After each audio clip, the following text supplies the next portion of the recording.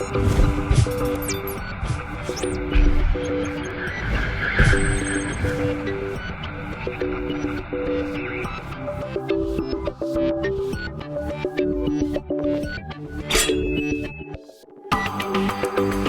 hello there, everybody, and welcome to episode number 84 of FinalBossTV, your WoW and Game rating show. I'll be your host. My name is Adam, aka Bay, and today's episode, we just did priests, but because a huge priest thread, got a lot of, hype on the forums, I thought, let's just do Shadow Priests too.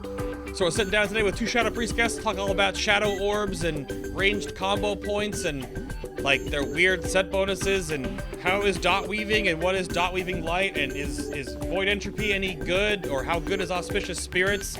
All that today. So who are our guests, you might wonder? Well, I mean, you probably know already if you can read above the light, but that doesn't matter. Today we're talking to returning guest. We've been on the show, I don't know, 7 times, something like that. There's Twintop. What's up, buddy? Hey guys, how's it going, man? It's going all right. How's it going for you in the outdoor world? What does sunlight feel like? What is that? Sunlight feels good, especially Twintop sunlight. Twintop sunlight, that's right. Yeah, you are in your namesake right now. Yes, I am. For those that don't know, my name comes from my family's house at Lake Tahoe. It's 5 years now, so I'm actually up again. You said Lake Tahoe. I think you cut out there for a moment, but yes, Lake Tahoe, yes. Right? Yes. Yeah. Yeah, man. Well, it's good to have you back again. I'm glad to be. And then, of course, joining him, we have Hesp from Midwinter. What's up, man? How you doing? Hey guys, how's it going? Hesp here. I don't know. I'm Hesp. Yes, you are also priest. Yeah, I am priest. I don't know. Yeah, I have no facial hair to fight me today on the show, but I don't know. Hesp has some pretty great hair on the show, though. I think he might win that category. Yeah, I was gonna shave the mane this week, but I guess I identify as a lion, and I want people to know that. You identify is a lion your spirit beast? Yeah, dude. Yeah. A lion or a very mangy dog, one of the two. A very mangy dog. Well, I guess either one works, right? All right. So, I want to know which one of you started playing Shadow Priest first, and how long you've been playing Shadow Priest. So, fight. David, when did you start playing Shadow Priest? I summoned vanilla, but not seriously until TOC, and I didn't play it all during BC, so if Hess played during BC, he's got me beat. Here comes the gauntlet. No, I didn't. I don't know. I mean, I played a Shadow Priest in vanilla, but I didn't even play WoW for real until Wrath, so it's a Wrath for me. So Twintop has the Shadow Priest seniority, I guess? Roughly? I guess so. We're on the same. Fair enough. I mean, I don't even know what Shadow Priest did back in Burning Crusade, honestly. I mean, they had passive Empiric Embrace, so they kind of put dots up and healed a little bit and did meh damage. I mean, I was Enhanced Shaman back in BC, and all I did was drop totems and did meh damage. So, back when hybrid classes were support classes. Oh well. The good old days? Question mark? I don't know if that's the good old days or not. Depending on who you ask. That's true. Some people definitely think it is. That is definitely true. What would you play if you weren't on a Shadow Priest, Hesp? What would you play if you weren't?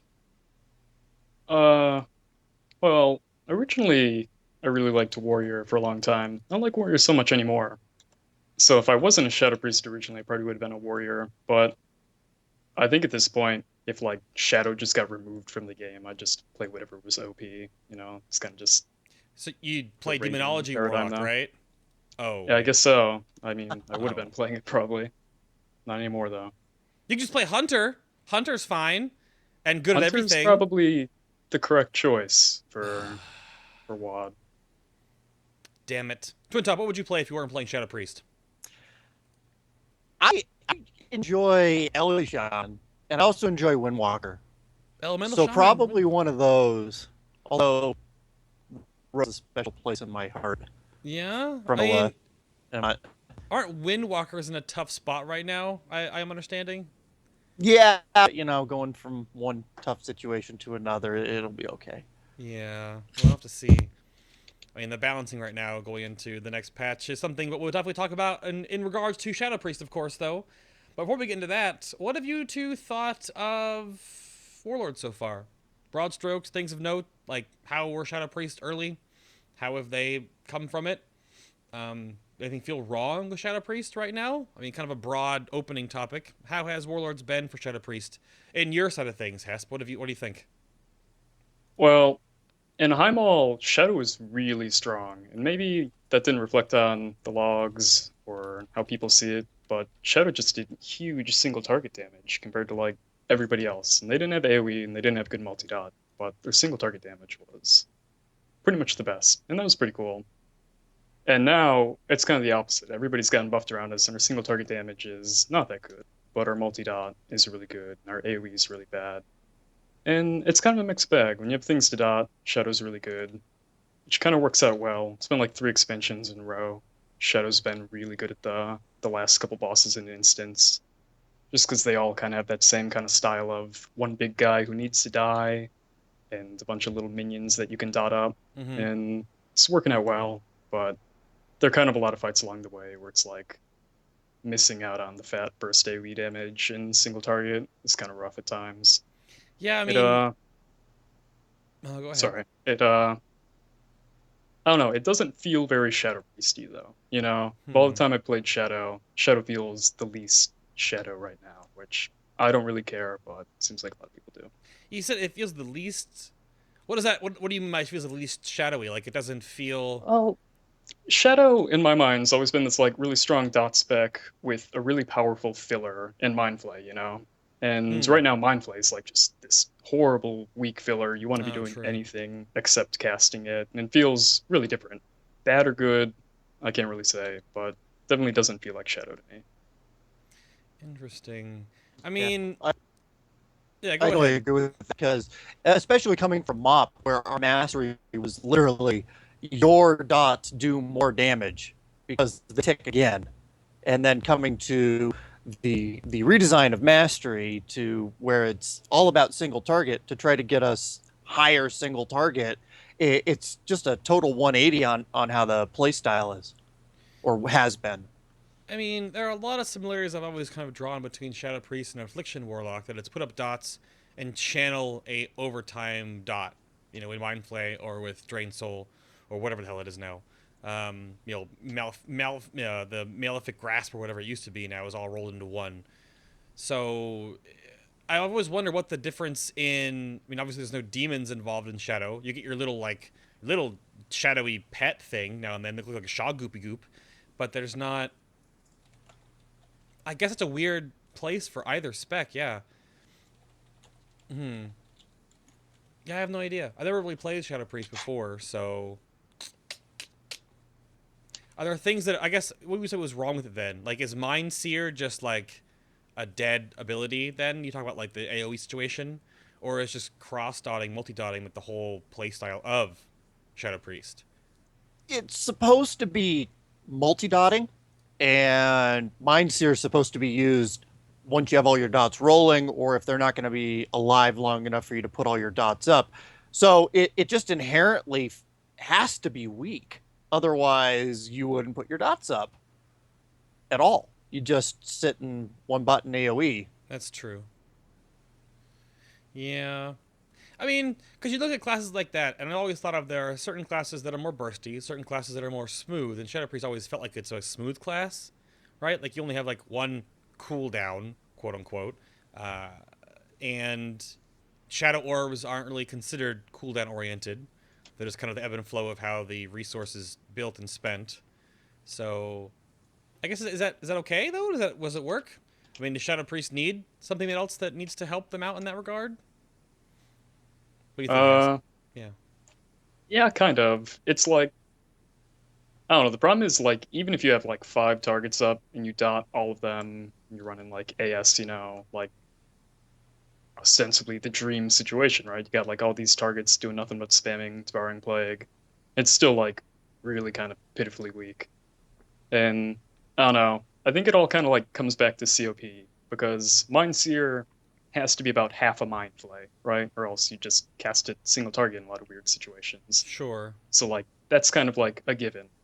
But then because of COP, Mind Flay has to be about half of a Mind Spike, or else you wouldn't cast Mind Spike when you're running Clarity of Power. Hmm. And so it's this weird like kind of restrictor on how strong Mind Seer is allowed to be that kind of like prevents it from being really good in the long run. I don't know. I miss Mind Seer being a really strong AoE. I mean, except for like the hiccup in Cataclysm at the start where Blizzard said, "No one shall AoE." Yeah. It's been this like really strong kind of just channeled spell, and you always had to like choose, oh, do I dot or do I Mind Seer? And now it's just like, well, I don't Mind Seer. Do you think this might be like an awkward devil's advocate question for both of you? Do you think Shadow Priests maybe have too many spells? Because then, like, balancing around making any of them feel super unique is kind of difficult. Because you arguably have, like, if you spec it, you have 4 dots. 5 if you want to count Mind Flay as a dot, too. It's a channeled dot, but it's still a dot. And is that too much? Because then all of them sort of, like, some of them are obviously going to be crappy, but you still have to put them up. But they take away from the possibility of making the other ones better. Like, is that a point of contention? I'm trying to like lead you into the huge forum thread you made that Celestalon talked about Twintop.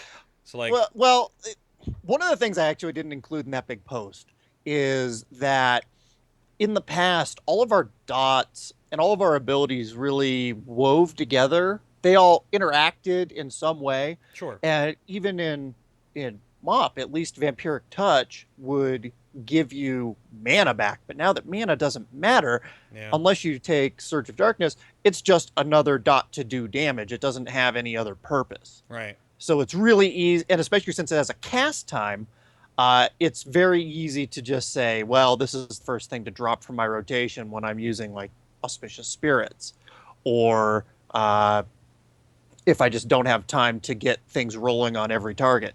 yeah, But in the vein of having too many abilities, Shadow was really spared a lot of cutting of abilities when they did the pruning going into 6.0. All of our main DPS abilities are still here, and we, if anything, we gained some through talents like Void Entropy, sure, which it clutters up. What am I supposed to use when? A new player coming in that is spec'd AS or Void Entropy might look at this Mind Spike button and go, what the hell is this? When am I ever going to use this thing? right, Or if you take COP, it's like, oh, well, I'm supposed to put dots up. That's what a Shadow Priest is. And it's like, well, kinda, but not really. It's not very clear. right, And that's why at the end of the post, one of the comments that I made was, if you're going to have these sub specs for level 100, in my opinion, yeah, you either need to have extra modifiers go on basically every ability, so you're using the set of abilities you should be with those different 100s, or give us a second spec and then restrict it like you restrict every other DPS, where some abilities are only available to a spec. yeah. That's such a weird point. Because a lot of people can break up, like, well, this spec should be 2 now. Like, now with Gladiator Warrior, people that really like Gladiator Warrior want it to be its own specialization now. So you'd have Fury, Arms, Prot, and Gladiator as 4 specs. Kind of like how Druids have 4 specs now. So a lot of people keep asking about, like, are a lot of classes going to get, like, broken in half now? You'll get, like, an extra DPS spec or a different healing spec for each certain classes. So there's a lot of hubbub about that. And nothing's, of course, going to happen until 7.0. But, It's been my sort of what would you call it, conspiracy theory, tinfoil hat, that a lot of the extra talents that they added in Warlords was opening the door possibly for 4th specs. was live beta testing? Yeah, like Arms, or like Gladiator Warrior becoming its own spec, or Lone Wolf, or some of the Right. level 100 Shadow talents. Yeah, no, I don't think you're wrong. Blizzard has had a notorious past record of putting either future to be talents or passives on set bonuses to test them and be like, maybe this would be good, or trinkets. So maybe they've gone as far as like, let's test this talent for an entire expansion and see if it works towards maybe making this class something else a little bit too. Who knows? Do you feel like Shadow Priest needs to be broken apart and have like a dot spec and then like a single target like caster spec? Hesp, any thoughts on that one? I'd rather not. I don't know. I like my dots. COP's fine. I don't mind playing COP. It just feels awkward to me. I don't know. I think of Mind Spike, and I think of the spell that got introduced in Cataclysm. I remember looking at it the first time and being like, well, when am I going to use this weird thing? You Right. don't use it in your main DPS rotation. But then you play the fights, and you realize it kind of rounds out your toolkit, which Shadow was like horribly lacking in like being able to burst down targets back then when we didn't have the new DP, the combo Right. point thing. And like I remember doing like Omnitron and like the little toxic slimes would spawn. It's like, man, how do I hit these? Oh, I use Mind Spike. How do I kill the Sun's Flame on Rag? Oh, I use Mind Spike. And like so Mind Spike kind of rounded out your toolkit. You didn't use it all the time, but used it some of the time. And it was fine. I was fine with that. Maybe it could have been pruned, whatever. I liked it. But now Mind Spike only exists to like fuel Surge of Darkness and COP, and it's like, okay, well, why even have these talents to make this ability good? Why can't this ability just be good and the talents do something else? That's kind Yeah. of Like how I think about it. that's one thing we found out on the show over a lot of time is why certain parts of a class only like come relevant with like a certain talent layout. But then if you don't use it, then it's just like, well, what is this here for? What is this button on my bar? Throw that away. So that's a weird thing. It's not only Shadow Priest, obviously. It's a couple of different classes have that situation. So we shall definitely see. Another thing that happened to you guys in going from Mists to Warlords was obviously the ability pruning. So Devouring Plague became the fix of 3 Shadow Orbs, your ranged combo point system. I don't know if you guys really used Void Shift, any big deal back for when Priest. I know the healing priests miss Void Shift because it was like a tank saving thing. Mind Blast cooldown reduced by haste now, so it was like raised in overall cooldown length, but then it lowers with haste now, so haste is not a bad stat anymore. And the biggest thing I think is you got your new mastery, which that was your main issue back in MOP, was that like your single target was poo. So now you've got all your single target damaging abilities get bonused by your mastery. So how did the transition from MOP to Warlords go, Twintop? Like how did it everything good? In that Well, it's regard? No.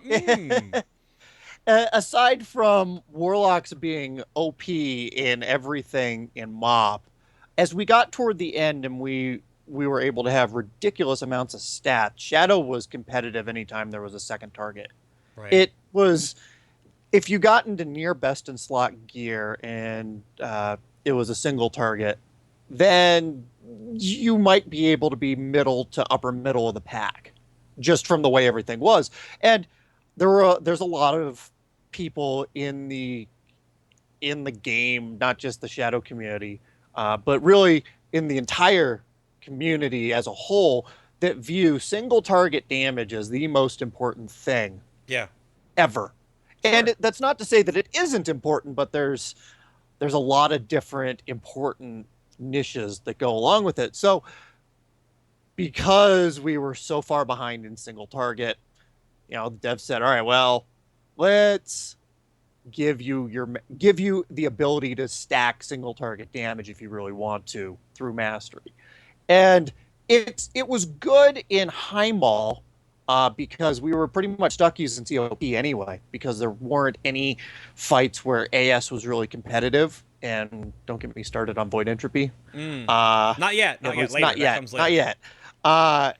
And it just made sense to stack it. But then we get into actually having set bonuses, Right. and the 6.1 changes and fights that are not exactly single target, and mastery point for point just can't compete with the other stats in general, because as soon as you add a second target, its value just plummets. Everything else has some value, but mastery has none. Yeah. So yeah, because mental anguish only affects Mind Blast, Mind Flay, Mind Spike. Yep. And Right. the only one out of those, or there's two that technically adding more targets may make it better, and that is if you take Surge of Darkness and you have multiple targets to dot up against, you can get more procs. And if you take SI, Shadowy Insight, then if you have Shadowward Pain rolling on multiple things, you might get more procs there and get more casts off. But outside of those two things, which are talented and really narrow focus, Mastery is just kind of when there's extra targets. And they realized this, and they actually buffed Mastery by 25% early on because it was not even performing back in High Mall to where they wanted it to. And it's still questionable whether it is or not. At least the fixes you've had going from Mop till Warlords and the buffs you've had to your Mastery aren't like Frost Death Knight Mastery, which is like the biggest band-aid I've seen on any class in this game. So you have that going for you. I guess. Although I would be Frost Death Knight. That's been pretty absurd. It's a little bit ridiculous, yeah. But I mean, is Shadow Priest a single target class though? Like, Hesp, from your perspective, running in Midwinter, do your strats or your play style, do you pay attention to more fights that you can multi-dot? Or do you just like tunnel a lot of fights? Like, what way is that better? Like, is that good? Is that the way you're supposed to play? Shadow is a real strong single target spec when you have something else that you can use as like an orb battery for you. So, and that, I mean, people are like, oh, why is DP getting nerfed? Shadow's already weak. And it's like, DP is getting nerfed because if you've seen damage on the Heart of the Mountain on Blast Furnace, you know that Shadow's like 15% ahead of like anybody on that fight, you know? And it's like, that's kind of silly. But at the same time, we aren't a very good single target class without that. And the Mastery's just kind of failed in my mind. I mean, it's just not good enough to ever be worth stacking it, and it comes with too many restrictions, just like all the other classes they gave the single target Masteries to. Like, didn't work out for Arms Warriors, really didn't work out for Ellie Shamans. It's like, this was like an okay idea that I think they were afraid to let become too powerful. Right. Even though the own restrictions on which spells it affect already would have like curbed how much you really want to invest in that stat. But it's just, you have to avoid it, really. It's like the end of the story. Is it weird to me, because looking at how Shadow Orb generation works, why isn't it sort of capped, sort of like how Star Surge procs are capped for Moonkin? Like, they can multi-dot like to their heart's content, but they won't actually gain more Star Surges, like, proportionally, right? It only matters which the last Moonfire they cast, that tick gives them Star Surge procs. So why is it that... not like Star Surge or... right. What's the other one? Nightfall in that regard. It's just, with Suspicious Spirits, it's just number of targets equals more orbs. That's what I'm saying, though. But, like, that automatically sort of makes a Shadow Priest better on fights that you can roll more Shadow Word Pains on. And then proportionally weaker on fights you can't. Like you just said, you need like a Shadow Orb battery, which is just, it's just weird. Is that the Shadow Priest niche? Like, it's kind of weird, like, because trinkets and set bonuses make a huge difference. Like on a fight like Gruul, AS has a lower average damage, but it has a higher standard deviation. So like its maximum output is a lot higher than what COP could be. That's why you see all the Shadow Priests that are ranking on it using AS, because they get really lucky trinket procs, or they get really lucky Shadow Word Pain crits just over and over and over and over again, and maintain step bonus uptime. Yeah, it's a weird situation, I guess, looking from the outside in, and I guess you don't really know. You might not even feel this issue if you're playing the class for so long, right? But like looking at the class from my perspective, it just feels weird that some classes get like a cap on, like it's like with Warriors right now. If they take the rage to ticks of rend, like the more rend they can get out as an Arms Warrior, like it makes them do more damage. But like other classes can have similar mechanics where they can gain more resources from X, Y, and Z, but they're also like capped, like it doesn't actually work that way. And it's weird that some classes get that treatment, some don't. that you can just proportionally scale as a fight gets more and more targets to abuse, whereas if you don't, you just can't do that. So, because they fixed dots with like the pandemic mechanic across all the dot-ish oriented spells in the game, so people can't like abuse stuff dot-wise. But so I guess the Shadow Priest situation then. What do you guys feel is the range DPS hierarchy? You can I would just keep it to like Mythic Blackrock Foundry style, I suppose, because we don't know, of course, yet how the balance is going to be in Hellfire. But like Hesp, what are how do you see like the range DPS like split? Like who would you, if you could only bring so many deep range DPS, like who would you not bring, range DPS wise? Or who would you always it bring? depends so much on the fights. Mages were super strong in Foundry because Foundry was the instance of soak all these things. Same with Highmaul. And that's not so much the case in Hellfire, but Arcane is just disgusting on single target, and Fire is really good on sustain cleave. And I don't know, mages just have really good survivability and really good single target damage, which is valuable. So I put them pretty highly up there, even though they're obviously like really poor in multi-dot, which is maybe about half the fights. So it's kind of hard to like say black and white who's the best, but in general, I think Hunters, Mages, Locks are going to be strong. A real surprise there. Mostly because Hunters have mobility and burst damage, which will be huge. Same story for Mages, kind of. Warlocks just have a really good toolkit going forward. I mean, they're going to be strong in pretty much every fight. Whereas Shadow's probably the best multi-dotter right now. But whereas we kind of fall flat on single target, Warlocks don't really have that problem. Right. So I put those three guys at the top. And then I don't know. It's hard for me to rank Shadow because Shadow will probably be really good at the end bosses, and that's very valuable to me. But, you know, Joe Shadow Priest, who's working on, you know, Val Iron Reaver or whatever, might not think Shadow's that strong. Might be like pretty envious of the Hunters who can like scoot around the whole time, mages who have the fat cooldowns, Sure. and that kind of stuff. As I'm a little biased against Ellie Shamans, even though their cleave is amazing. They just lack in the utility and single target department. Yeah. And Boomkins, they're fine. I think they're about the same Shadow. Really good, free, cleave, fine, single target. So I don't know. Range is actually looking pretty good. Much better than melee is, I think. Well, that's the... Those are the caveats going into tier 18 right now. It's like, why do you matter about the DPS balance on melee? Because you'll drop them all and go in Hellfire Citadel with all ranged. And you'll be fine. You can be fine. So many fights have range-oriented mechanics that you just need range to do things with it, or they're just better to have anyway. But that's sort of been a weird... About 4 fights in Hellfire, in my opinion, are very melee unfriendly, but there are 13 in total, so like, we'll see. Anything to add to that, Twintop? What do you think about the range DPS hierarchy? I think Hesp nailed it on all points. Like, I really don't have anything to add. Oh, well, why are you even here then? Gosh. I mean, he didn't include holy DPS. Oh, no, don't play the chat room. Don't do that. Oh, my gosh. Oh, powered soulless spam. Too good. So I guess from tier 18 to tier 17, or tier 17 to tier 18 now, are you guys both seeing that some of the problems are going to be better? Fixed, I guess? You said that set bonuses sort of fix Shadow Priest issues. Is that going to be a little better going into tier 18 from your knowledge, Twintop?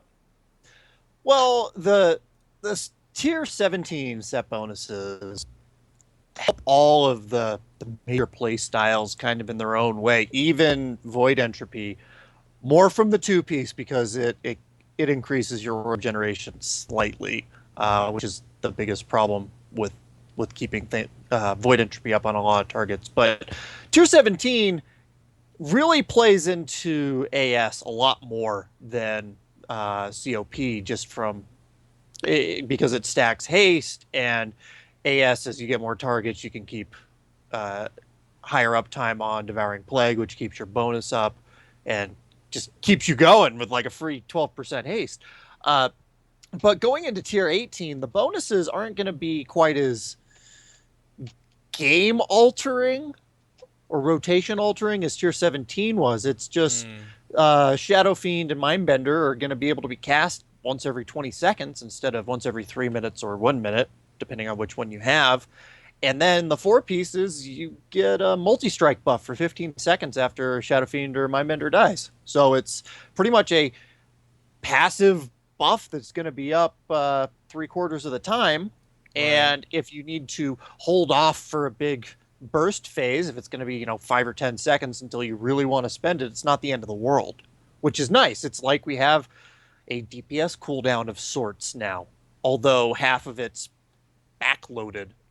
Yeah, it's like in reverse. It's really weird, especially since they dropped it down to 20 seconds for both of them. Like, you're going to have Mindbender, if you pick Mindbender, it's going to have the buff roughly 75% of the time that it's out, and then it'll be out for another 5 seconds without it, and then it dies, and hey, you have the buff back. So, on everything except for the very first cast, you're going to have all the damages. So there's no like trying to line things up for the legendary ring if you use it on cooldown, except for maybe power infusion, which okay. Right. Yeah, I guess it's weird too, because your playstyles as a Shadow Priest seem sort of to evolve and change with your set bonuses and or even like trinkets or how they like overly buff or try to overly buff a talent of yours. So, like, before Warlords of Draenor, this whole dot weaving, or whatever, dot weaving and dot weaving light are, like, rotational things. And I know that my Shadow Priest in the guild, Chesty, had said that he'd linked me an image to, like, the rotation of a dot weaving Shadow Priest. And it was, like, 17 spells, and in an order. Like, specifically. There's no ebb and flow, there's no proc, there's no, like, maybe I'll hit this in this case. No, there's no, like, thinking. It's like, you hit this in this order like you're playing a piano song, and that's it. There's a lot of different versions of dot weaving. And it changes depending on how much haste you have. Okay. But ultimately, what makes dot weaving viable is with COP, right, and you have 5 orbs, or you're about to get 5 orbs, and it's the difference between spending 2 GCDs casting Mind Spike, or spending those 2 GCDs to put Shadowward Pain of Vampiric Touch up. Because once you've done that, you're going to be spending the next 15 seconds anyway casting Devouring Plague, using Insanity, cast Mind Blast, another Devouring Plague out, Insanity, and it fits to be the right amount of time to where you won't be using any Mind Spikes during that time frame. So you're not going to have to worry about removing the dots, right, or you're not getting any abilities being cast that are going to be buffed by COP's passive 40% damage if there aren't dots on the target. So then how you actually do that, there's a lot of different ways, and there's it even changes when you have 4Ps, because you get a little bit more haste every time Devouring Plague ticks. But ultimately, if you put your dots up before you unload 2 back-to-back Devouring Plagues and Insanities, you're good for like 90% of getting the extra damage. Okay. I mean, Hesp, what out of the rotations you can choose from, what do you prefer? Like, do you like the put up dots, get the window, and then Mind Spike at the end, and then weave in Mind Blast, and then get Insanities in there too? Or do you like the old version back in like Wrath, where you like put up your 2 dots, wait for your third, and just kind of go for it? Like, what are your thoughts on that evolution of dot weaving? The Wrath rotation was fine. I think people forget that back then it was like the important part of like playing Shadow well was clipping Mind Flays very precisely. Making sure you didn't clip your dots, So if you like brought that rotation back with the pandemic system and Mind Flay, like clips being irrelevant, like that would be the most boring playstyle pretty much ever in this game. That's kind of what COP Light is like to me a little bit. It's like pretty boring, but I honestly think most classes are pretty snoozy, single target. The game really isn't designed around just your ability to patchwork something down from 100 to 0. Well, of course. But I don't mind the dot weave, really. On something like Gruul, the Butcher, not really even the Butcher, it's like, yeah, it's kind of boring, because it's pretty static. But then you play COP on Thogar, where you have to move a lot, and you have to, like, think ahead a couple globals, and there are a little more subtle intricacies than what it would seem just looking at that 15 global rotation. But it is, like, in a game that's kind of, like, pretty much entirely move towards priority systems, it is kind of weird that this real strict rotation under Yeah. ideal circumstances has like reemerged as a play style. I can't. I don't mind it, I, but a lot of people do. I can't imagine when they were designing the Warlord Shadow Priest, they imagined that happened. I think we talked about that in the beta episode of range DPS stuff, Twintop, where like, did they plan for this dot No, weaving evolution to? in Celestalon's reply to my post on the official forums, he even said that dot weaving is something that they weren't expecting, and they just kind of sat back and said, "Okay, well, let's see where this goes." And I don't think they're terribly happy about it becoming the predominant like COP playstyle but my view of it is that new players or players who are casual players Mhm. try to emulate what the top players are doing. Sure. And if they hear from somebody that, yeah, this is extra DPS, it doesn't matter if it's 100 or 1,000, they're going to try to do it. And the thing about dot weaving is that if you screw up in the middle, it becomes a significant loss. Whether it's because you cast a mind spike in the wrong spot and it's not buffed by COP because their dots are rolling, and then you don't get the extra dot damage, or if you don't look a few globals ahead to see, hey, I'm going to have to be moving here, maybe I shouldn't do a dot weave this time, and you have to move and you can't channel insanity, it ends up being a significant loss, and that's discouraging to new players. Right. It's like, well, I'm doing everything right. Yes, you are, but there's more to it. Yeah, that's what it seems like. It's weird. Like there is almost like a meta in the Shadow Priest DPS like oriented rotation, where you could do Shadow Priests, but you're not gonna do Shadow Priest Plus without doing like the more complicated, almost design based on your gear level rotation. If you take the clarity of power and you run with the dot weaving style. But if that performs a lot better, then you have to learn it anyway. And that might also not even be that fun for certain people to play the class. It might be like a turnoff. Like, I have to do all of this? I don't like dot weaving, personally. I just don't. It's not enjoyable to me because it's so fixed and rigid. Right. It's kind of like back in Dragon Soul, there was a rotation discovered with the 4-piece where it involved Shadow Fiend going out and it giving you orbs every time that it would do a melee swing. So you could just keep throwing out Mind Blasts or however it was before. And it was very rigid. It was very different. And it was a significant increase. So dot weaving is the latest in a long line of unintended play styles based on what we're given. Yeah. Yeah, it seems weird. Like, I'm not doing any weird, like... There was a time where I would prioritize lava lashing with my offhand weapon over storm striking at a point for enhanced shaman, but that was about it. Like, I don't remember anything that was like, do this before any of that, but then also never do this before that, but also do this right after that only. I never remember. I don't think there's anything like that for my class, my perspective. So it's interesting how that has like become a thing. But we'll have to see. Hesp, recounting back on Blackrock Foundry for you, what fights did you kick total ass at, and what fights were you ridiculously rubbish at? As Shadow Priest. Well, before 6.1, Shadow was in a pretty bad spot, to be honest. 6.1's when AS got buffed, they brought back the Shadow Apparition damage. And since then, I think we've been good. I think we're arguably the best like overall damage on Black Hand, even if we're pretty bad at Phase 1. Iron Maidens, we're pretty strong at. We're strong at Iron Maidens before the 6.1 buff too, just because that's like the perfect fight for us, Blast Furnace, we were mandatory and really strong.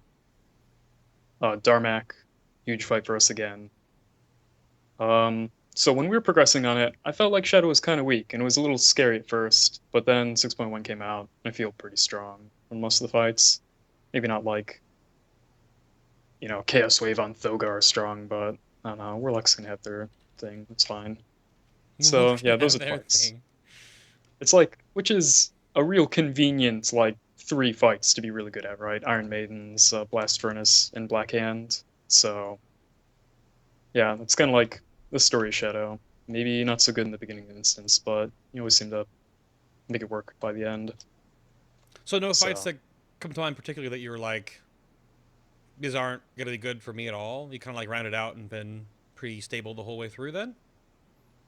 After 6.1, I suppose?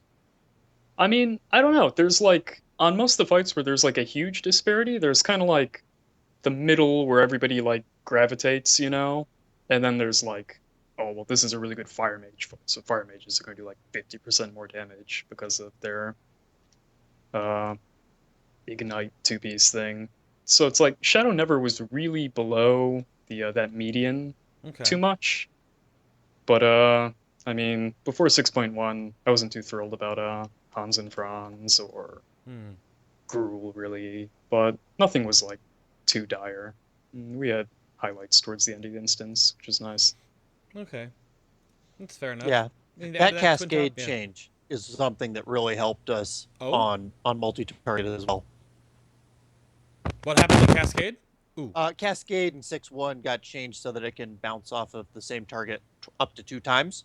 Oh, okay. So on a fight like Darmak, where there's potentially, not counting spears, but 8 targets out, instead of only getting 8 hits, you could get 16 out of a single GCD. Because it caps up at 31. Okay, holy crap. Yeah. Did it used to not bounce off the same target multiple times? Right. It was, since its inception back Ew. in MOP beta, it would hit each target once and then be Gross. done.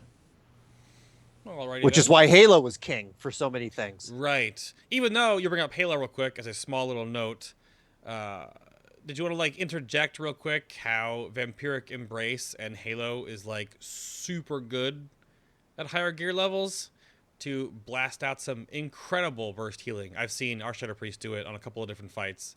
It's pretty ridiculous. But the only time you can ever really use Halo now is to gimmick high burst possible healing on progression, maybe.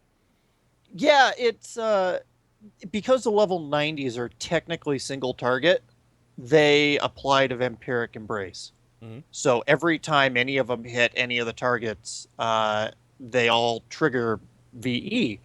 So yeah, if there's a fight every 40 or 50 seconds, you definitely need to get some healing, burst out there, and there's a lot of targets. It's really, really, really OP.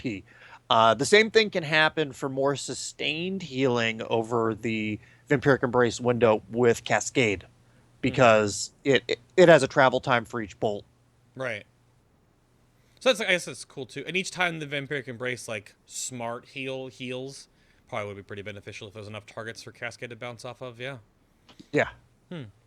Good. I know when when Blizzard sort of fixed Ancestral Guidance, which is the healing for shamans, it works okay now on super AoE places, but outside of that, it's total poo. So they kind of fixed the utility outside DPS healing in both Shadow Priest and Shaman, so that's good to see it's not totally rubbish like it used to be. But speaking of, we'll talk about a little more stat-based stuff now. Let's move forward into your mastery again a little bit, and your attunement and stats and stuff. So again, your mastery now is Mental Anguish, which increases the damage of Mind Blast, Mind Spike, and Mind Flay by a flat percentage. And your attunement, Mastermind, is 5% more haste from all sources. So where are your stat priorities lie in the 5 secondaries, if you could, when you are gearing? And more so to the point, because of the new gear in Tier 18 that is a 70-30 split between secondaries. So what should Shadow Priest care for in the future here, Twintop? Where do your stats lie? Well, so right now, if you're going COP, you really love mastery until you start getting extra targets. Really, the stat priority changes based on what level 100 you're using. So for COP, it's mostly mastery until you get more than one target, and then crit and haste and multi-strike are all right up there. Multi-strike across the board, though, is inflated right now for Tier 17 because of how the Shadow 4 piece works, where every time Devouring Plague ticks, it gives you a stack where it refreshes your stat count if you're maxed out. Well, Devouring Plague, when it hits, if it multi-strikes, it technically reapplies and it gives you an extra tick on it.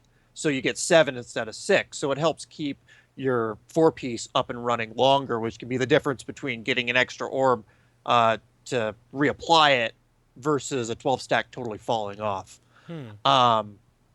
For Auspicious Spirits, you can't get enough crit. Like, you want crit, crit, crit, crit, crit, Right. and then you want some more crit, and then you want haste, because it's all about getting the apparitions to spawn and then getting your dots to tick faster. Multi-strike's up there too for all the same reasons as with COP, and even more so with AS. Void Entropy loves haste. And actually, one of the big things that's holding back Void Entropy from being viable is haste. Getting enough haste to be able to have it tick enough. Moving into tier 18, though, because we're losing the current bonuses and we're gaining new bonuses that further don't scale with mastery at all. Well, the 2-piece. Right. You know, if Mindbender or Shadow Fiend actually scaled with mastery, then there might be some compelling choices, especially with these bonuses. Hey, but it because has mind in the name. I know. I have asked Celestalon in a half-joking way if Mindbender's gonna get the bonus, but it doesn't. Nah. So, or it doesn't get the bonus from the trinket either, which the class trinket says increases the damage of your mind spells. Exactly. It's like, well, all right. But for tier 18, crit and haste across the board. Yeah. COP, a little bit of mastery. We add extra targets. It's the same thing. Crit and haste is bread and butter for all three. It's going to make it a lot easier to gear. That's for sure. So, I guess in that regard, with like having different stat priorities right now, for you, was that a problem during progression at all, Hesp? Like, did you feel like you were like trying to like this uphill climb to get like the right stats for the like play style of Shadow you were going to? And is that like totally gone in tier 18 then? Well, like bouncing off what Twintop said, like it all comes down to the fact that AS is the best talent when it works on a fight. Sure. And crit is still a good stat with the other two options, like if you wanted to play Ven for some reason, or COP, like crit is still good stats there. So just by like averages, crit is just so far in front. Sure. So if you have like a guild that cares about like sending the pieces towards like the optimal like specs for them at all, your guild should be given the Shadow Priest the crit trinket, the crit pieces, and we kind of have it good in that because nobody else like really loves crit. I mean, fire mages like it, but they like mastery too, and we don't really care about the mastery, and they can have that. So I mean, it kind of works out for us because crit's a pretty undesirable stat for most other ranged. Right. And I guess you just kind of develop this understanding with your guild that if a crit piece drops, it has to go to the priest if you want them doing like anything in the long run. But what about, we haven't done Warlocks yet though, but because Demonology is getting nerfed, what about Destruction Warlocks, huh? They like that crit though. I mean, they like crit mastery, that's true. And so, but they like mastery, and that's the thing, right? So right. It's if a piece is like has that 70% crit and then 30% mastery, that's a piece worth taking because the crit alone like outweighs the mastery on it. But I don't know. Yeah, you will have to fight with the Duster Warlocks and the Boomkins a little on rings and such. But I don't know. It's kind of an interesting spot to be in because we have such high stat weight through crit that every time a socketed piece drops, you gotta just, oh, sorry, it's a socket. Did I tell you that crit is equal to int? So you kind of get first dibs on the sockets. Hesp isn't exaggerating there. There's some interesting weapon choices potentially where if a lower item level weapon has a bunch of crit on it and a higher item level weapon that you already have has like no crit on it, you'll be better off with the lower item level one because crit is more valuable than spell power. And int. Yeah? It's pretty broken. Is that, again, that goes back to that can't be intentional. Because I thought like all casters want to value int and spell power raw over like any other stat. right? Yeah, you should. Huh. But it's all about AS. It's just that Right. because, again, as Hesp said earlier on, our main damage driver is Devouring Plague. Extra apparitions mean more Devouring Plague, so nerf it. Yeah. It's the one that makes sense, unfortunately. So then what about weapon enchant preferences right now? Is it Thunderlord? Is it crit? Or is it the haste one? Which is, I can't remember what it's Gotta go called now. crit. Crit? Yep. Short answer's crit. Mm. Like the haste enchant. So again, it depends on what your level 100 is. Again, and yeah, fair enough. they really are like subspecs. And with the level 100, it's also what do you play most of the time? Like if you never play Auspicious Spirits and Void Entry, you're always Clarity of Power, you're going to want the Mastery enchant because most of your damage is coming from spells that are affected by Mastery. Right. But the one that you never ever want to get with COP is the haste enchant because it starts with a high haste value and then starts dropping, and because COP is a very GCD locked spec, Yeah. unlike all of the others where we use Mind Flame, we can kind of fudge when we use abilities. If you have a really variable haste, you could get a Mind Blast cast off that has really high haste, so it's reduced down further, and Right. you're wasting, by the end, like half a GCD multiple times just waiting or delaying your next Mind Blast. That's true. It's really annoying. But crit is definitely the safe choice. If you play Holy a lot, Multi-Strike isn't terrible for tier 17 because of the set bonuses. Okay. Yeah, if you go back and forth and you only have one and you don't need the spirit enchant. Or if you play Holy DPS, right? Is that what you're... Oh, well, yeah. Yeah. Well, Okay. Holy DPS is all about that multi-strike. Okay. What are the two best trinkets to roll with right now in tier 17, Hesp? Like, is it like a fire and forget? Pick these two and that's it?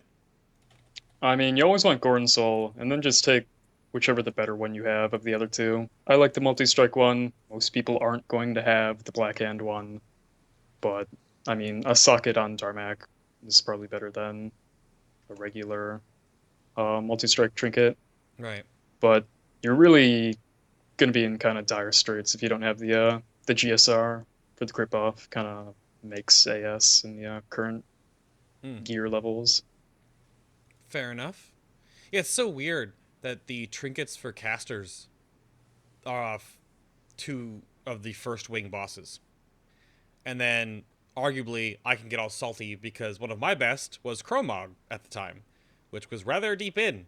So, yeah, that's good trinket balancing, Blizzard. Woo.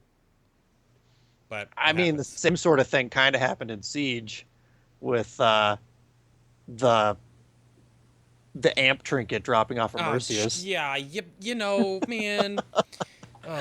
Yep, that's the same. Not that I'm complaining. Of course not. So tier 17 set bonuses, real quick. To wrap these up, we will be talking about tier 18 right after this too, so we can kind of just like give an ode to tier 17 real quick and then move on. So the Soul Priest Raiment, your 2-piece right now, consuming Shadow Orbs reduces the cooldown of Mind Blast by 0.5 seconds per orb consumed.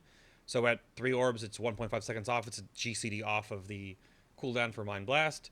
And then each time Devouring Plague deals damage over time, your haste increased by 1% for 4 seconds up to 12 stacks. Which basically means almost forever, I would assume. So, what's your off piece that you slot, Twintop, if you could manage it? What's the off piece? Well. Oh God, is this another one like it depends on your talent? One of those if you have a Warforged or if you have a socket, right? Because that socket's 50 more crit. Yep. That's not a small amount. I would go with the chest for an off piece because it has the stats that you want and because it has a higher item budget because it's one of the primary slots. You can get away with using legs too. Really, it goes back to when you're progressing. The best gear is whatever's available to you. Well, of course, right. You know, and because legs come off a blast furnace, for a long time for me, my off piece was my legs. Although Right. for me, actually, for a long time, I didn't even have four-piece. I didn't have four-piece until we were doing Iron Maiden's progression because Conk refused to drop in normal, Mm, heroic, or mythic. mm, mm, It was terrible. mm. Terrible.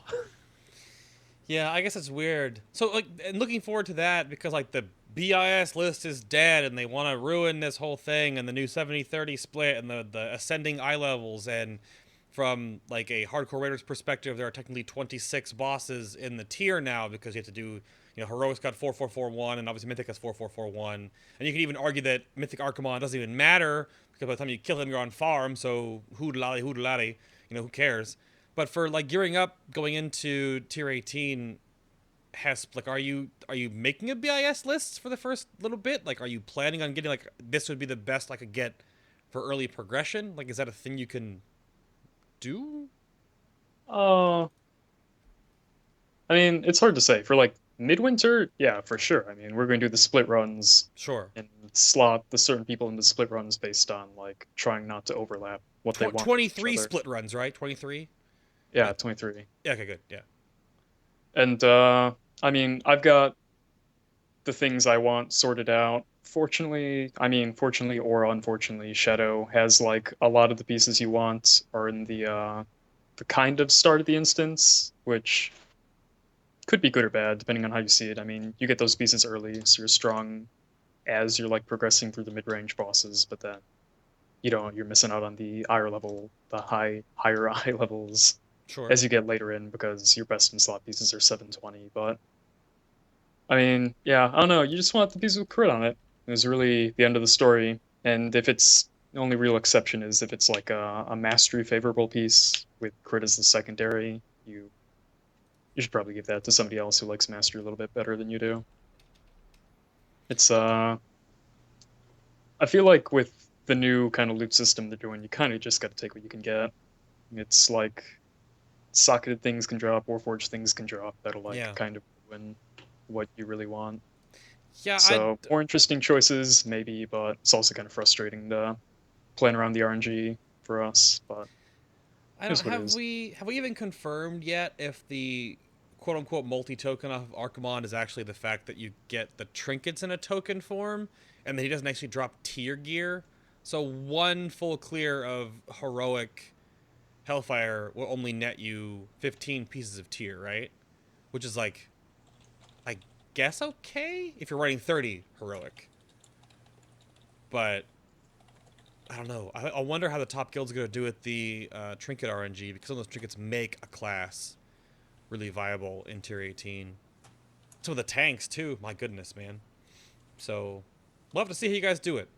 Realistically though, how many split runs are you doing Midwinter? 4 or 5 probably, or 23. I don't know. I think we've settled on 5. I'd like 5. to do, but I think 5 is the number. Right. Yeah. I So I'm mean not the supposed to tell that. well, yeah, the proportion of how much you need to get ready to go into Mythic is going to be really weird with the new item level system, because in some ways a lot of the early on gear is like forfeit to some degree. So you want the deeper in last 5 bosses of loot more than the first. So we'll have to see how that works out for you guys. Interesting tier coming up. Which, again, your next tier set is called the Attire of Piety. Those nipple wings, though. Your 2-piece reduces the cooldown of Shadow Fiend and Mindbender to a 20-second cooldown. That's the new updated thing that Twintop had to tell me about. And then when your 4 pieces, when your Shadow Fiend or Mindbender expire, you gain Premonition, which increases your multi-strike by 25% for 15 seconds. So if you take Mindbender, basically a permanent pet. Shadow Fiend, almost a permanent pet, because it only lasts for 12 seconds. So, like, Twintop, what's good, bad, ugly about this? You talked about a little bit earlier, but like, what's like the brass tacks on the set? So, first off, it's actually 16% multi-strike. It was Oh, 25% 16%. before they lowered it down to be a 20-second cooldown for both of them. Wow. So when that change came out, there were a lot of people on Twitter going, "Oh my God, they nerfed the 4-piece. The sky is falling," without looking at the two The piece and 2-piece. saying, "Oh hey, it's actually like a 50% buff." Um, Basically, it's just passive damage, and the the Shadow Fiend Mindbender being such a low cooldown, like it's extra GCDs we have to spend, but it's a straight single target increase. From what I've seen, Shadow Fiend, not Mindbender, but Shadow Fiend, when you're pairing it with like Search Darkness or Insanity, is about a 11-12% of your total damage. Like Wow. it's a substantial amount with the two piece. Then with the four piece, because it's a buff that you just don't have to do anything to get. You just hit a button and it'll show up, 12 or 20 seconds later. Right. It scales with any number of targets. You start multi-dotting out there, and multi-strikes are going to happen all over the place. Mindseer, your Mindseer ticks can multi-strike. It's really nice. But at the same time, it's rather boring, which can be a good thing or a bad thing. Not everything can be a rotation-altering set bonus like our four-piece was. One of the things that this actually does, getting rid of tier 17 four-piece, is it lowers some of the complexity and mini games associated with trying to play, because you're all out trying to maintain that four-piece uptime.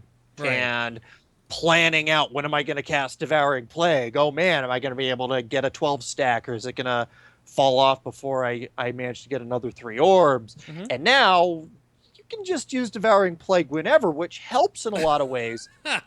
Okay. Because you're not tethered to this other mechanic. It's, oh man, I need to do burst now, and there's no downside because you're leaving something on the table potentially by not being able to get a full 12 stack. Sure. It's damage now. Awesome. Cool. Now, with a lot of the progression-oriented guilds now have learned, depending on how long the boss's respawn is, there's a new development where, like, you pull a boss to reset heroism, but you can do the pull a boss to reset certain cooldowns that reset when bosses despawn.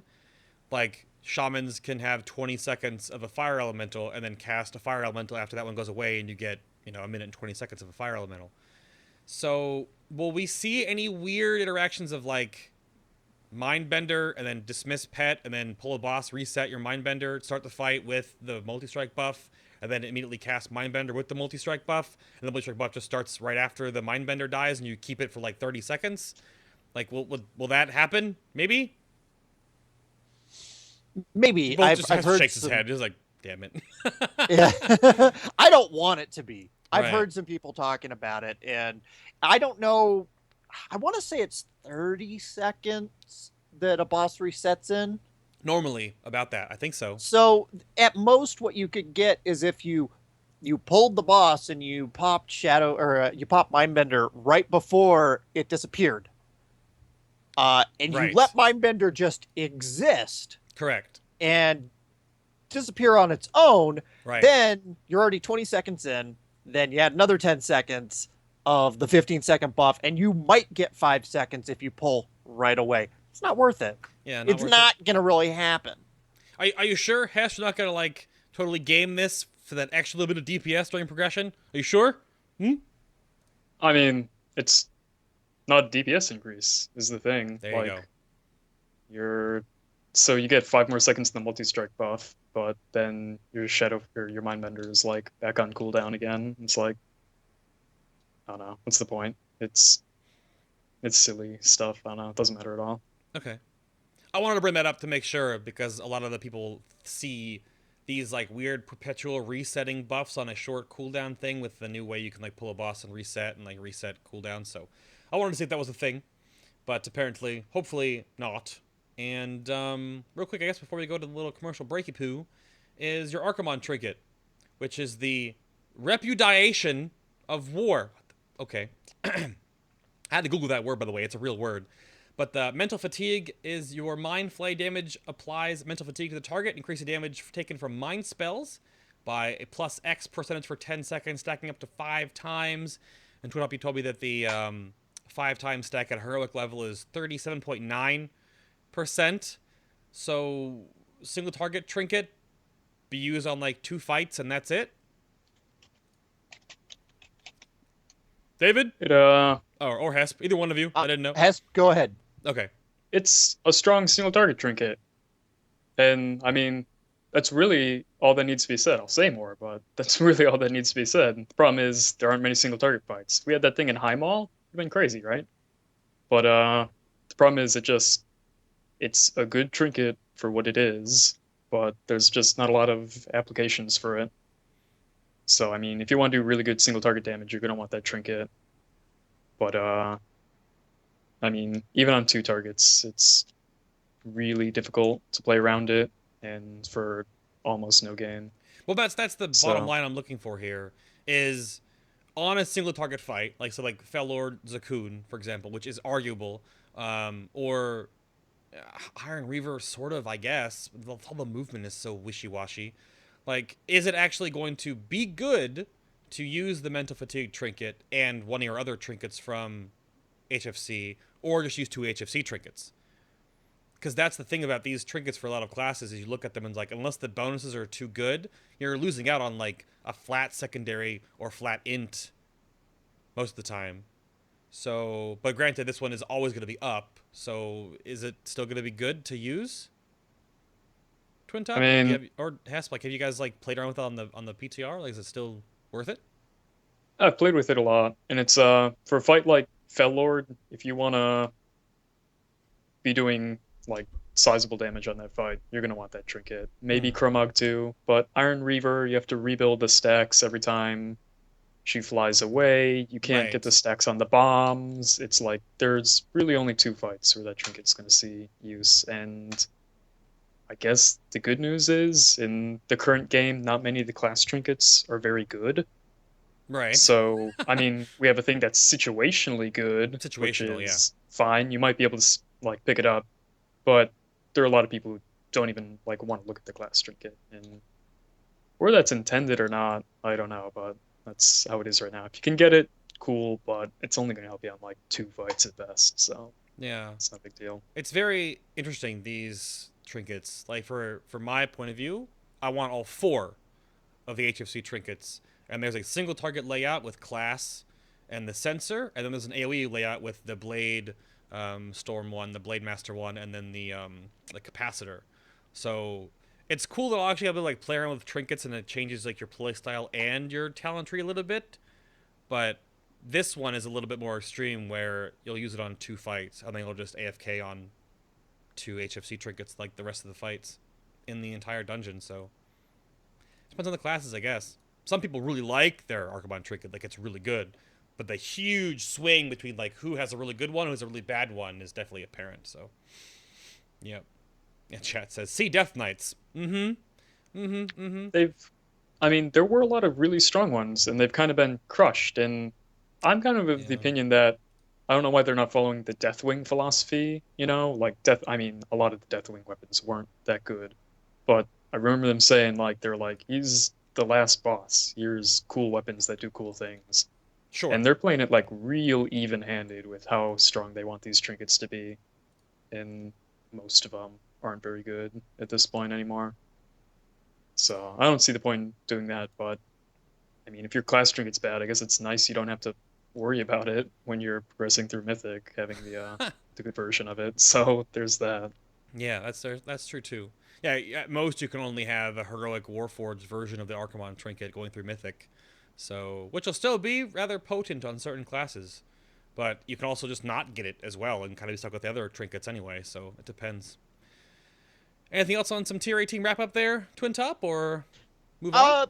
No, the only thing that's changed with our class trinket is they reduced the stack count from 10 to 5, and they've doubled how much you get per.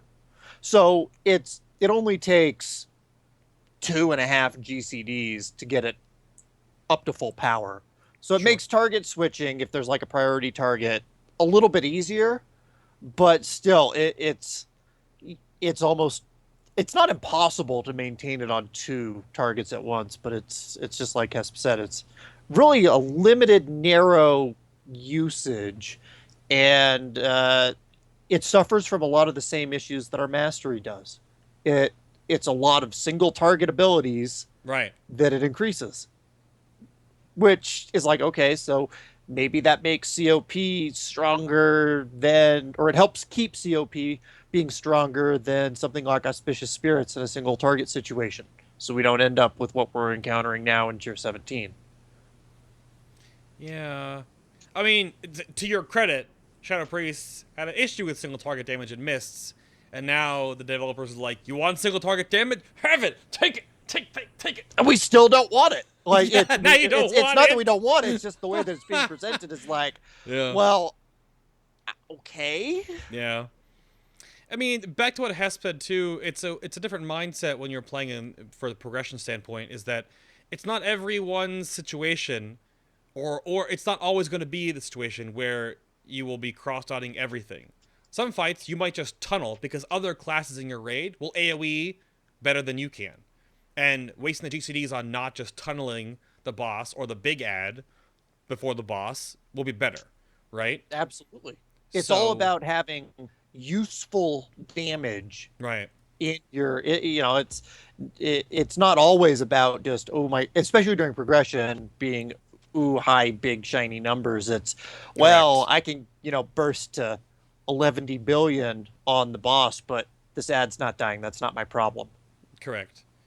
Yeah, it definitely has to come down to it. I mean, knowing and deliberately putting different classes and specs at different jobs is the best way to do it. So it depends on the fight. When Shadow Priest will be a tunneling spec, or when it'll cross dot and cleave the crap out of it. And I mean, you guys are gonna have tons of fun on Hellfire Council, so enjoy that. That perpetual 3-target fight for the entire fight, basically. So have fun with that one. Or Velhari, 2 targets the whole fight. Good stuff. But yeah, I'll move us along then real quick. We'll come back after this short little break and we'll talk about talent choices and things, of course. But some quick announcements and some behind the community things. I totally lost my train of thought there. But on some websites you should definitely have bookmarked if you don't already know about them. First one up, of course, is going to be the very awesome Summon Stone. Summon Stone is a guide website. There's also a community back end with forums and whatnots. But if you want to go look for some pretty awesome guides, there are some guides in limbo currently right now that are not done yet and are not posted. Of course, you can see all the different guides that are done on the top bar here. And then, of course, they'll be updated going into 6.2. So go check out Summon Stone. Super good guides. They really break down lots of things like utility and rotational priorities, talent different breakdowns, add-ons and things, lots of things on Summon Stone if you don't know about the website yet. Link is down below, of course, too. Of course, if you want to dive more into just priestly things alone, you can go check out howtopriest.com. They've got the Holy Indiscipline section, especially the Holy DPS section is a subsection here. You can go find it. And, of course, the Shadow section here. How to Priest is like the premier place for priest discussion. I mean, the gear and logs, the general discussion about everything else priest-oriented. I'm sure you can go read oodles and oodles and oodles of things by Twintop over there. If you have enough of them here, though, you of course just not. But I mean, if you want more, then go dive in. Go check out How to Priest. And then if you need some help with your character going into the next expansion, the next expansion content, the next content patch coming out, you can always go check out Ask Mr. Robot at the Gear Optimizer. They have a new graphical combat logs in case you're scared of logging and you're like, how do I do Warcraft logs? It's way too much numbers. Ask Mr. Robot's combat log is super fun, super easy to get used to as a primer. They also have the team optimizer to make sure you're, if you're lurking on like, how do I give my loot out in this next raid? Of course, and then there's the trinket optimizer, which is, kind of a beta thing. But I mean, there's lots of new trinkets going out into Hellfire Citadel. So you guys go check out Ask Mr. Robot for all those things. I would really recommend if you're scared of combat logging and you never had before. AMR's combat logging is like the best way to start learning how to combat log, comparatively to jumping into Warcraft logs and be like, oh my goodness, they're both great. I use both of them actually. They do different things, but go check them out. But yeah, talent talk now, gentlemen. Talent talk. Are you ready for this? Possibly, maybe, hopefully. I'm ready. So, oh. Where did David go? That's fine. Stepped away for a moment. I didn't even notice he was gone. That's a funny reveal there. I'll start bringing up the level 100 talents then, and when Twintop gets back, we can chime in, of course. So, Clarity of Power is your Mind Spike, Mind Sear, Shadow Word, Death deal 40% additional damage to targets not afflicted by your Vampiric Touch or Shadow Word Pain. It also reduces the cooldown of Mind Blast by 3 seconds and makes it instant cast, which is the dot weaving orientated spec mostly. Void Entropy in a weird spot. I'm sure Twintop has a lot to say about this one. This is like the super Shadow Word Pain. It's a 1.5 second cast that lasts for a freaking minute. Consumes 3 Shadow Orbs. I guess it's like super Devouring Plague then in that regard. And Devouring Plague will also refresh its effect to a full 60 seconds, so you can keep Void Entropy up forever, perpetually. And then the new buffed Auspicious Spirits is the Shadowy Apparitions, now deal 100% increased damage, and also when they pop, give you 1 Shadow Orb. So, what is the layout of these right now? I would assume most of everything is just doing Auspicious Spirits? Twintop? Like, is that, like, the good all is all right now? I mean, is Clarity of Power... People in chat were asking, like, who actually uses Clarity of Power anymore? But... Yeah, it's... If you don't have 4Ps, then you'll want to use COP on some fights. AS is definitely the go-to in Blackrock Foundry, just because there's so many targets available, and once you have a Gorons and a Darmax trinket, you just have insane orb generation. Sure. There is one case that I can think of specifically where COP may end up being better than AS, and I've had to use it personally in some of my own raids, and that is if you're doing Mythic Beast Lord and you have 2 or 3 Boomkins and a couple Windwalkers and a couple Shadow Priests, the spears aren't alive long enough for you to dot them up and get any orbs off of them. Right. So you're actually better off having COP for the damage at the end when his health pool doubles when he's at 20%, so that you can get more execute time. Sure. But other than that and Gruul, AS just wins right now across the board. Right. Was that a thing during progression, Hesp, that you wondered about? Like, depending on how long a fight was in execute range, was that maybe a argument for Clarity of Power because it ramps up your execute phase so heavily? Like, did that ever become a factor in how progression worked for you? I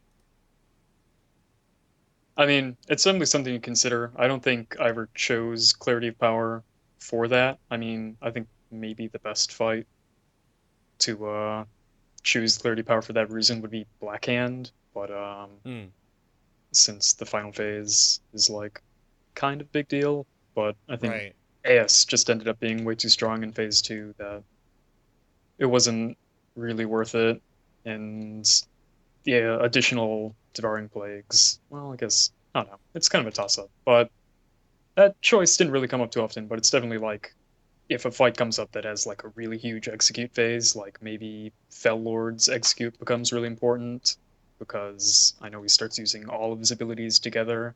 Yep. Once he reaches a certain percent, and maybe like the first 70% of the fight isn't a big deal, but then you really want to bang out that last 30%.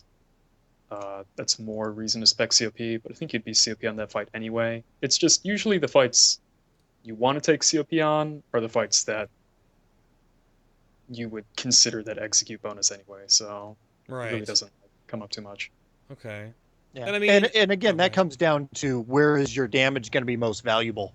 If your raid team is struggling in execute range on a boss and they're having no problem in the higher health phases, then it may make more sense for you to switch to COP. Again, it's very much personal in addition to how the fight mechanics actually play out. Yeah, it's interesting because certain classes obviously excel at execute phases, whereas others don't have execute mechanics. So it's like this back and forth by, is progression can be balanced around if you have crazy good amount of execute classes and specs? Like, does it help you get that first kill? Or do you don't need them and work towards just getting there in the first place, right? But I guess that might also depend on your raid comp, you know, if you're 30-man heroic guild, it might not matter. If you're 10-man heroic guild, it might matter. And of course, if you're mythic, it also depends on, you know, how many hunters do you have, how many warriors you're running, how many now maybe destro locks or affliction locks are you running. So it will have to be a thing that really kind of evolves with the tier coming up, which we'll do catch-up videos for in the future, so we'll have to see. But outside of that, then, for your talents, let's just go up the tree in reverse order here, because of level 90 talents now. You have Cascade, Divine Star, and Halo. How do these stack up against each other, Twintop? Like, what... We talk about Halo being like it used to be the bee's knees, now it's like, is everything Cascade now in this tier? Is this a fire and forget? As long as you have another target for Cascade to bounce to, that's what you want. Like, just that's just the rule of thumb. If it's single target like Gruul, you want Halo because it's going to do more damage. Okay. And it's fewer GCDs. Right.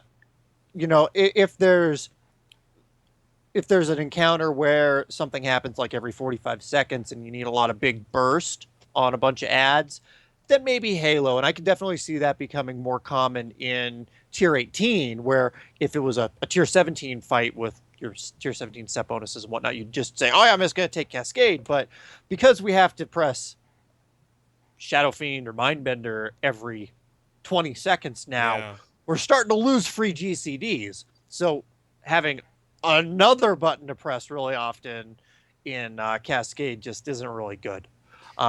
Divine Star is just not used at all. In all the situations, dead? In all the situations you'd use Divine Star, you're going to use Cascade because usually it's a loose clump and they'll bounce around enough to be able to do enough damage. Now, if there was a situation where there were a ton of long-lived ads, like enough where you could get a couple of casts of Divine Star off, maybe. But it's just its spell power coefficient is just way too low. Even back in MOP, it was only used. It was a DPS loss to use it in MOP over using Mind Flay when you got to decent levels of mastery, and now it's not quite a DPS loss, but you don't have that extra healing component that existed in MOP. So it's like, why should I use this? I don't get it.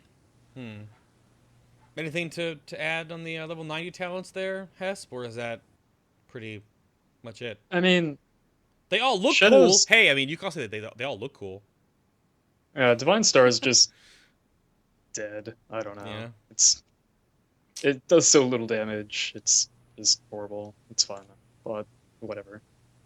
Halo, I'm a little disappointed because I like Halo. Halo's like the skill shot almost. It was a lot of fun using on Margok, getting those like 3 million VEs off during the intermission phase. I mean, Shadow was just the MVP of that fight for a couple reasons, and now Halo, you only really use it single target, and even then, it's like really tiny % of your damage. You can ignore it, and so whatever. But I don't know. On top of AS, like, I mean, we're pretty average to weak single target, and then our multi-dot's good through AS, and then our multi-dotting's even better through Cascade, and it's just like we've just got so much multi-dot damage that it would be nice to have one of those be like a really strong single target option, because Cascade, like as good as Cascade is when you can even get like 2 targets out there, it totally falls flat single target. Same with Halo. So maybe turn Divine Star into Glaive Toss that does real damage. I don't know. It would help us out a little bit if we could get some of our single target back through level 90 or somewhere else. I mean, they all seem like they're AoE oriented, right? I mean, you can obviously work around that Halo is single target too, because it was also like kind of fixed. Didn't Halo used to be like you had to be on the actual outside of the ring to do the maximum damage? Now it's just like if your maximum effect is 25 yards out. So you can position pretty easily for that, for single target oriented stuff. But I mean, Cascade's an AoE. Halo is an AoE. Divine Star is still an AoE. The Halo is a bit of a pain to use at times, though, because Where it actually hits its target is different depending on the target and how big its hitbox is. Sure. Sometimes it's the middle of the target, sometimes it's the edge. So you could be where an add-on says, "Oh yeah, you're 25 yards away, you're good," but you could cast Halo and it could do no damage because all your other abilities that the add-on's using to determine how far away you are says, "Yeah, you're good," but you're not actually in range. But you don't know any better. And even if they were to try to add something like they did for the healing version of Halo, where they put a ring, 25 yards away, it's still the same problem. You don't know where it's actually going to hit the target. With Cascade, it's so easy because you have to be within range to use it. Yeah. Otherwise, it's just read it out. So we're looking at Auspicious Spirits and Cascade being some pretty good, strong go-tos right now. Level 75. Twist of Fate, Power Infusion, Shadowy Insight. Is there wiggle room here? Is there like different layouts that you run with different ones? Or, I mean, is Twist of Fate, again, for like Clarity of Power Execute oriented fights and that's about it? Or like, how does that work? Do you take Power Infusion to actually have a cooldown? Or, yeah, I don't, this is a weird tier because you have two passives. One only works 35% of the time on a fight, and one's a cooldown. So, like, what's the power lie in these Twintop? What's the...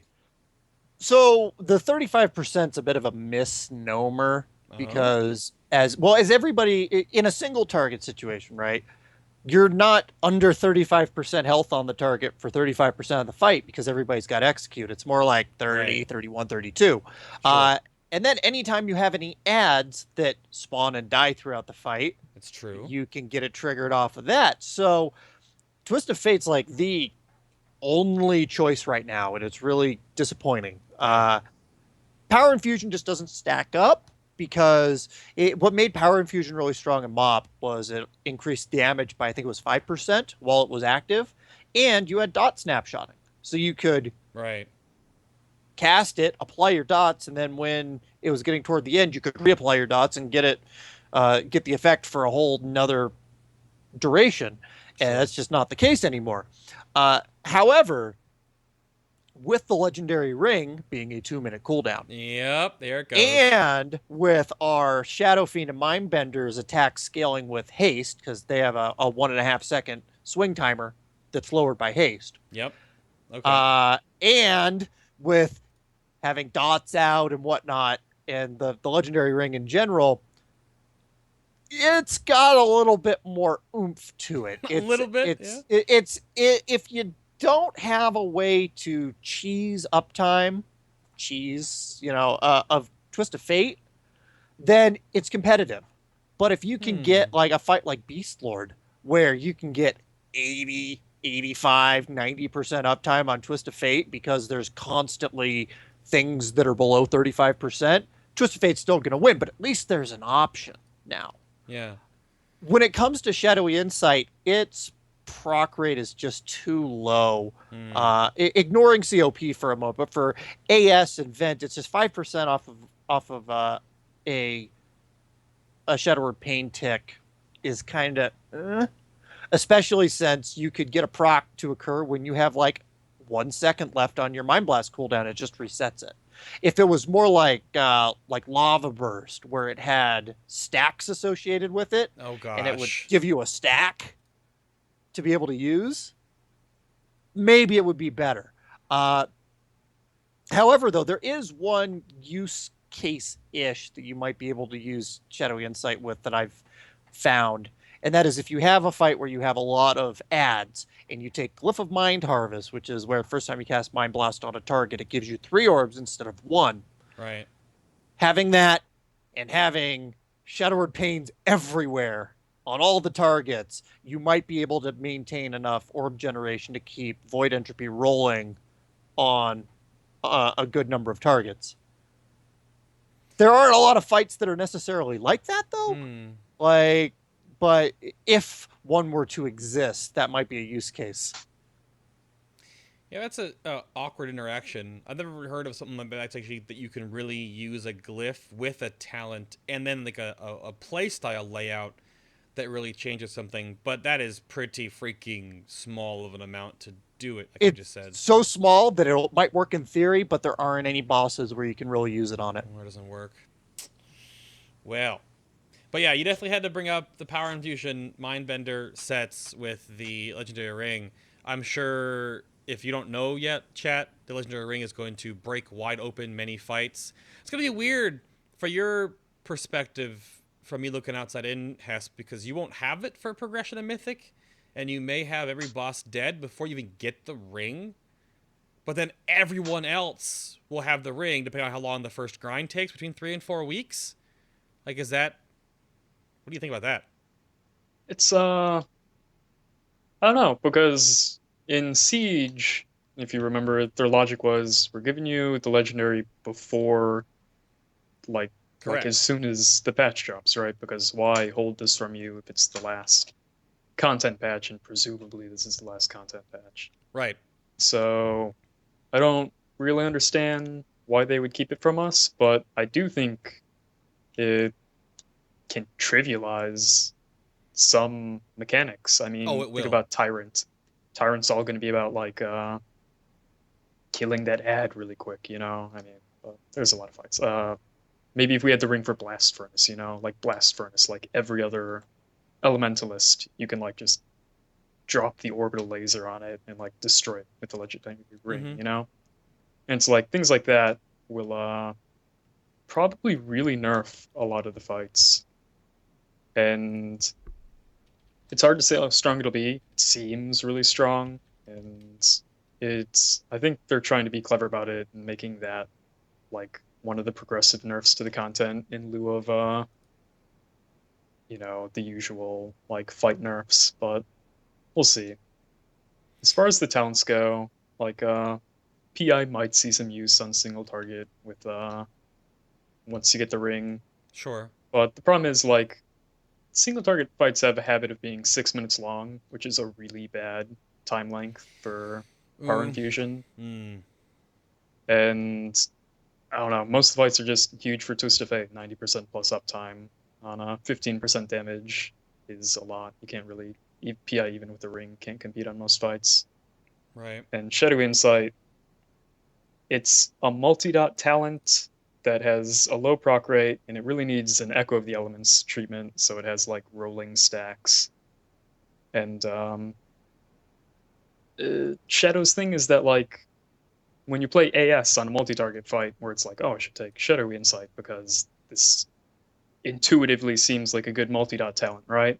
It's like, well, you're already so like global starved because you're just casting Devouring Plagues and all your other procs that like adding in Mind Blast on top of that doesn't really help you out, because more or less, with the exception of Vent, that level 100 row is designed around giving you more orbs, and more orbs from Insight isn't really what you need. Not necessary.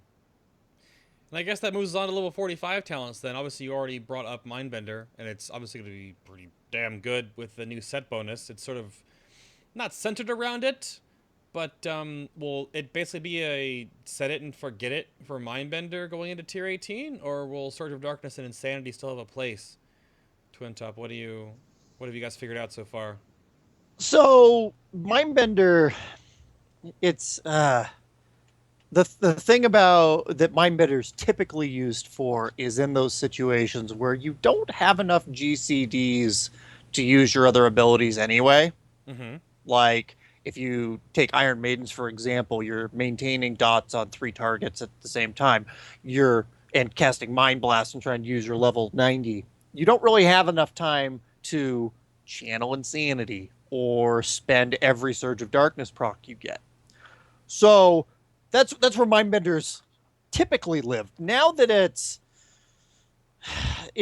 the same cooldown, right? You're not really gaining anything back from it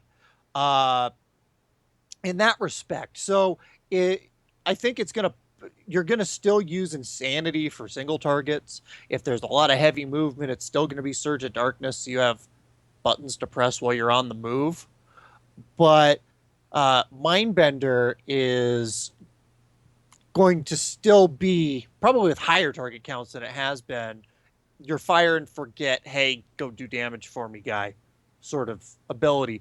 There may be some fights also where having a 12-second Shadow Fiend uptime keeps offsetting the 4-piece buff by just enough that you're not getting enough out of it when there needs to be heavy burst phases, and instead having it reliably be every 20 seconds instead of, at 12, 32, 52, whatever, will give you more out of it.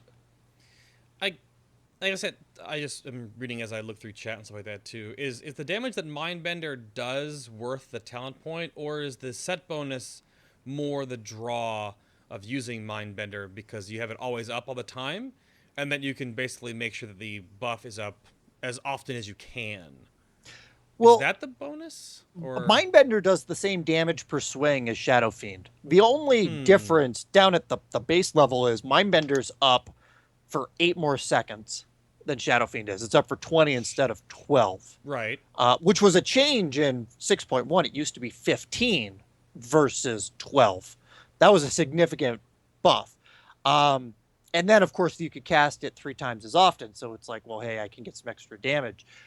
Now, though, because you're still going to get those extra swings, you're going to have 15 seconds of uptime with Mindbender with the 4-piece buff, so getting extra multi-strike damage from its swings. Yes. Whereas with Shadow Fiend, you're only going to have it up for 7 seconds. So if you're in a situation where, hey, I can't use Insanity because there's too many targets, I don't have enough GCDs that are out of range, whatever, or I can't spend all my Surge of Darkness procs because reasons as well, Mindbender's still going to be the best choice. Now, there's an exception to that. Because of the addition of Searing Insanity in 6.1, where Mindsear basically does the same thing that Mindflay does when you have the Insanity buff, and it does double damage. Even if you don't have enough GCDs to use Insanity usually, if there's a heavy burst AoE phase of a fight, you're probably still going to want to choose Insanity, so you can use Searing Insanity. Right. Okay. That's a lot of going on there. I mean, because things might change to get Legendary Ring. Things might change at a gear level after you have Tier 18. Things will probably be different going into Tier 18 without... At least, in my opinion, as a show host, it's a lot of neat iterations of the class, so you can actually have different choices, because we've done so many class episodes where DPS are like, I'm just going to pick these for everything. And that's not the best use of the new talent system. You're supposed to be able to move things around and change stuff. So, is that anything else you want to add on that, Hesp? Yeah, go ahead. I'm pretty fond of that talent tier, but and so I'm a little disappointed that the new set bonus kind of makes Mindbender you go to pretty much all the time. It effectively kills Surge, because Surge and Mindbender were already competing on multi-dot. Surge was good on like 2-3 targets because you still had enough globals left to really use up all its procs, and Mindbender had it does all its damage in 1 global, but the buff is pretty huge for Mindbender, and I think the only time you won't take Insanity is when you really value AoE, but I mean, we're already a bad AoE class. There's not much use there, and for straight up single target, dot weave with Insanity is still okay, but honestly, all your single target options are so close that you can pretty safely spec Mindbender and have that be only a couple % of the top choice as far as I've seen. Yeah, so it takes an interesting tier and kind of makes it a little less interesting. It's a little disappointing, but well, yeah, that's. I think that's the caveat to having this interesting new set bonus, and you get kind of forced into a certain... I mean, I'm going to be specking Unleashed Fury as an Enhanced Shaman for the entire tier, because I'm going to be doing 30% of my damage with Lightning Bolt. So I understand from that regard of a tier changing to you're only going to choose this talent forever, for at least the rest of this time. So, yeah, I guess that's still, I mean, but I guess there's still probably arguments for Insanity. And I would also wonder if it's possible that Surge of Darkness then still has a place, maybe with Iron Reaver, because like Mindbender being off cooldown, but you can't use it because she's flying in the air. You can at least Surge of Darkness, and it might help you with the bomb phases, especially in Mythic when these bombs are in both Phase 1 and Phase 2. We'll see. I hope it might not be as dead of a tier as it might make out to be, but Mindbender just might be the easiest way to do it, because 20 seconds, it's 1 GCD every 20 seconds. 3 a minute. Oh yeah, I was gonna say three GCDs a minute versus versus 1 a minute. You only get the set bonus that often. So Well, and Please again, take it off the GCD. Just take it back off the GCD. put Mindbender off the GCD or Shadowfiend off the GCD. They used to be off the GCD. Really? And there was a bug with the Shaw Mace and the Shaw Staff out of Terrace of Endless Spring, and then it was replicated with Glyph of Shaw when they added that in 5.3, where your Shadow Fiend it caused a GCD, but it didn't GCD lock you. So you could like cast Shadow Fiend and immediately cast another ability. It was an interesting little bug that gave you an extra GCD back every so often. But as far as the level 45 talents go, again, it also comes down to what is your role? What are you doing? Exactly. Do you need to go and have burst damage on a priority ad that needs to get killed? Even if there's 3 constant targets out, if you need to go and really take out one of them, maybe you should take Insanity, because you're going to get a lot of oomph on demand out of it. Yeah. Well, that's still good to hear. At least it's not a dead tier like some classes get. So, any big major glyphs that you want to talk about real quick that are good to note for the Shadow Priest folks out there? Anything that's really important to always have or keep in mind? Kind of settled into 3 pretty good ones now. VE's huge for raid utility. I mean, VE's like the last good like DPS healer cooldown in VE buffs it up a lot. Sure. With a Mind Flay, as long as you're running AS, it's up most of the time. Nice little speed boost. Reflective Shield's the fun one, because it turns your Yep. survivability cooldown into a damage cooldown most of the time. And those are the ones I usually run. Mine Harvest, I don't even know if we have time to talk about how much I hate that. But do you get asked a lot if it's a good glyph and you're just like, damn it? No, I just constantly, like, maybe once a week, I like sit in a corner and pine over what could have been with that glyph. Like, Orbs on the Bull is now this stupid thing. I also like Restored Faith on some fights, though. On Black Hand, it's kind of like a lifesaver. When you get the throw in the final phase, you can just grip yourself back into the group. Yeah, to the person, right, yeah. Little situational, but it's a fun one. So, those are the 4 I usually run.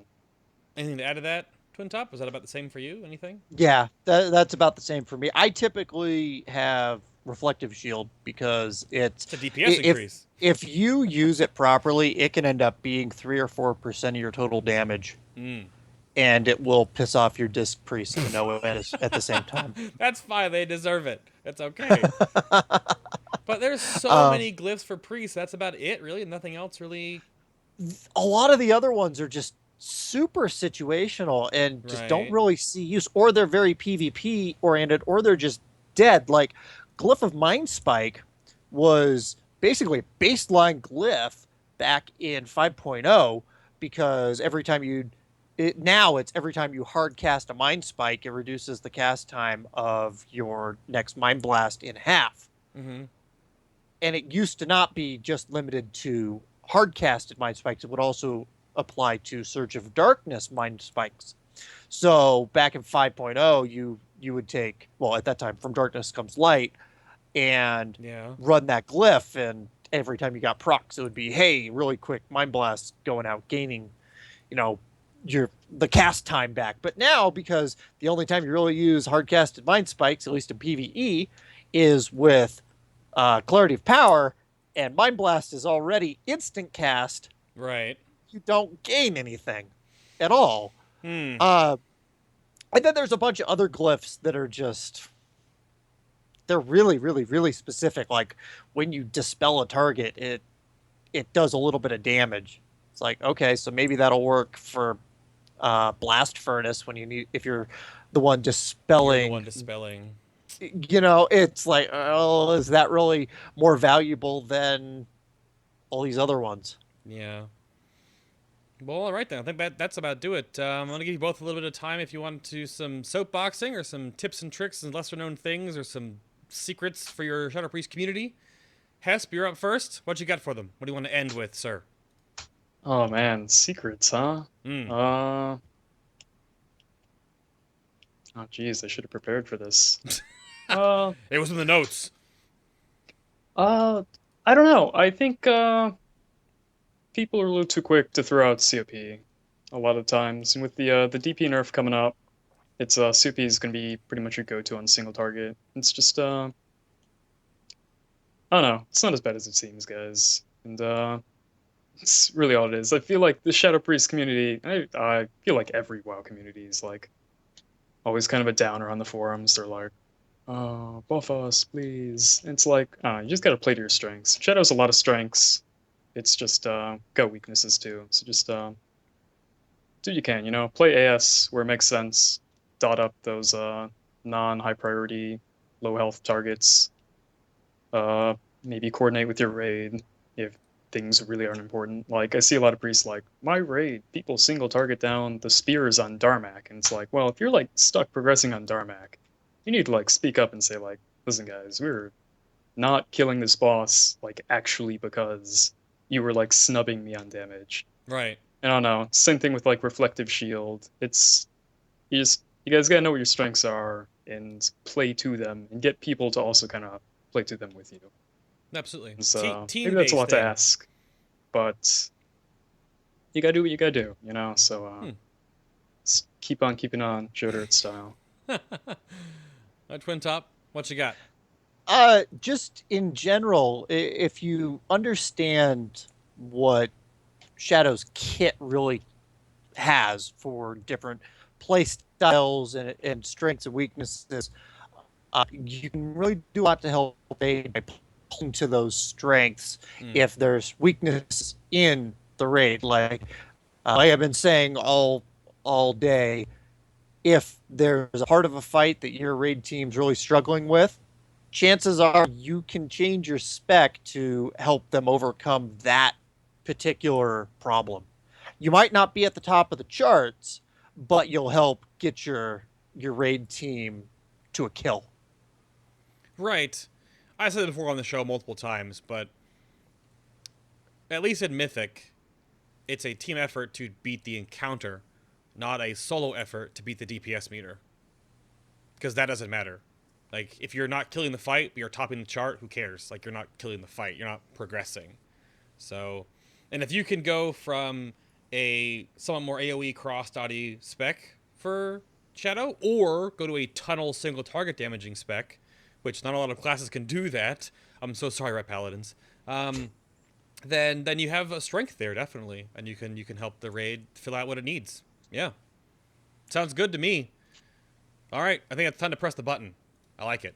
Button has been pressed.